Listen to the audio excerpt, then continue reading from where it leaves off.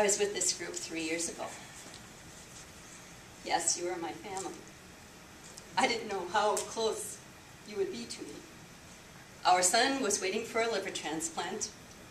As we left this building after that day, he had received the second call of a potential deceased donor liver. That transplant didn't work for him. He was very discouraged. But on the 14th of April, 2008, he was called again. He was actually in the hospital.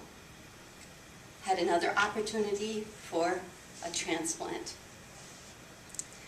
He chose not to have any family come to be with him because he didn't want to disrupt life for everyone.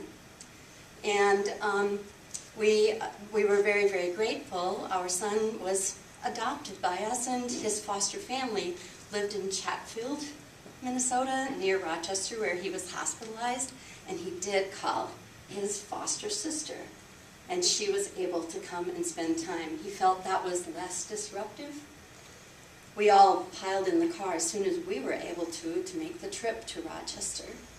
And my daughter-in-law and I we're at Methodist Hospital.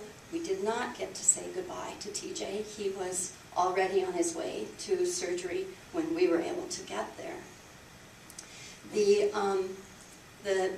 slept as we could in the waiting room at a Methodist Hospital, and were awake at about 5 o'clock in the morning.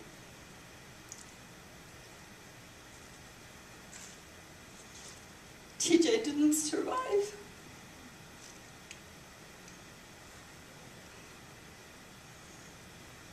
The liver worked perfectly.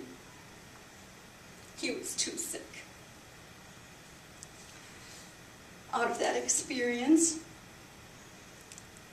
the living legacy that he left with me was the desire to make sure that the donor pool was up to where it needed to be so that other families would not have to experience what we experienced with the death of our son. I've had the opportunity locally in my area to speak to probably over 300 new drivers. The message is clear that every life is a valuable life. Those new drivers are the most valuable. But if they choose to be a donor, I would encourage it and support it. I want them to understand what donation means.